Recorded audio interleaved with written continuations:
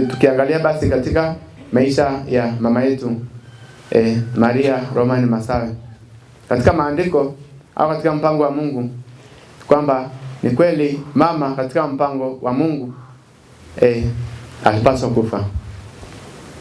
Lakini tunaweza katika yale maneno ya Yesu kwamba ole wake atakayesababisha moja kwa moja kifo chake, afadhali asingefanye, asingalizaliwa.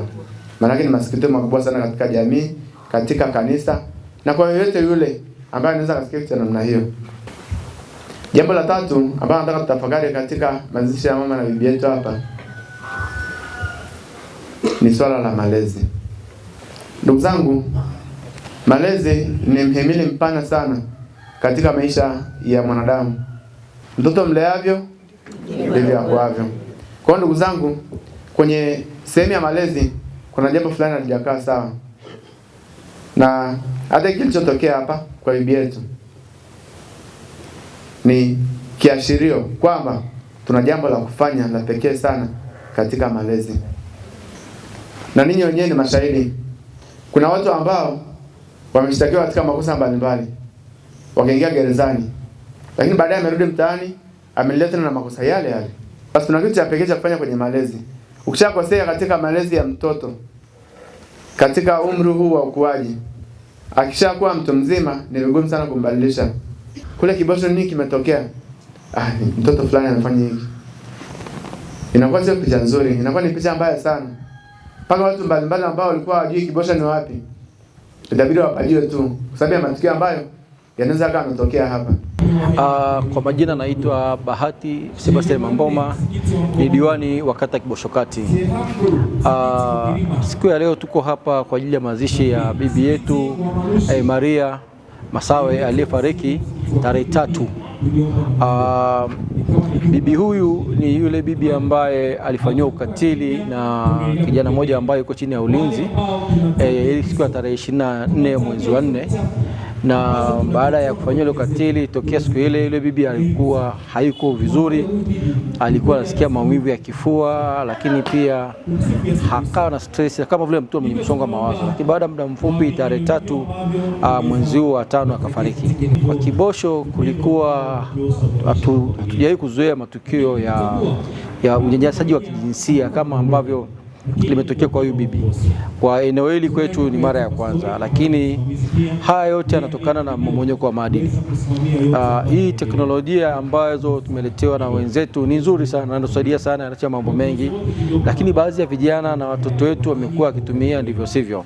Wito wangu kwa jamii kwa ujumla, lakini kwa viongozi wenzangu wa serikali ni kushirikiana pamoja na viongozi wa kiroho kwa pamoja, tushirikiane kwa pamoja kukemea matukio haya, lakini pia kuendelea kutoa elimu ya masuala ya mmomonyoko wa maadili, kukemea mmomonyoko wa maadili, kwani mambo yamekuwa ni mengi siku hizi, hakuna anayekemea. Wengine wanakemea tu kwa mazoea, lakini hawachukulie ile very seriously. Kwenye kata yetu ya Kibosho Kati hatuna matukio mengi ya kutisha ya ukatili, na ndio maana ilitokea jambo hili la huyu bibi Maria Masawe limekuwa ni na mshtuko mkubwa na attention kubwa kwa watu wengi. Wamekuwa na butwaa na mshangao. Hatua ambayo tumechukua kwa uongozi wa kata na vijiji ni kufanya mikutano ya vijiji vyetu, kuelimisha wananchi na kuambia kwamba kwenye maeneo yetu kuna matukio ya kitali yanatokea aidha kwa wazee wetu, lakini pia kwa watoto wadogo.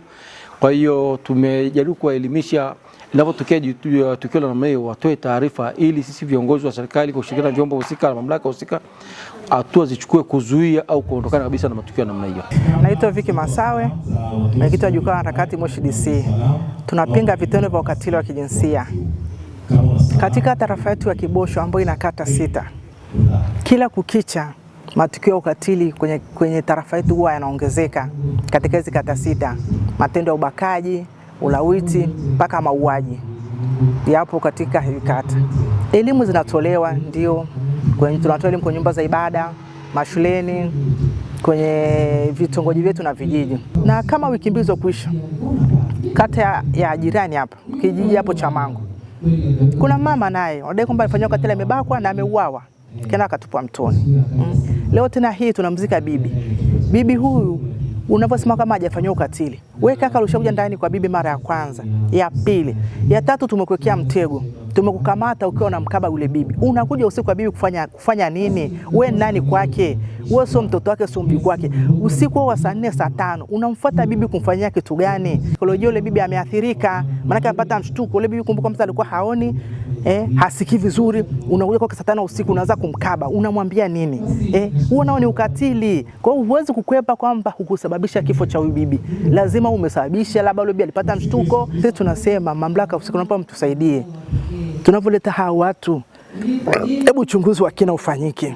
Na ujue huyu mtu ana vitendo vingapi mtaani kwake au kwenye kata yake. Hawa watu wapo, sio kwamba hawapo. Ila tukiwafikisha kwenu mara nyingi anakaa ndani miaka 1, miaka 2, anarudi uraiani. Ndio shida kama hizo unajua tena kutufanyia kwa bibi zetu. Kweli naomba mamlaka husika mtusaidie, na viongozi huko mlipo, sijui ni wa chama na serikali. Hebu jaribu tena tupaze sauti kwa pamoja. Tupaze sauti kwa pamoja.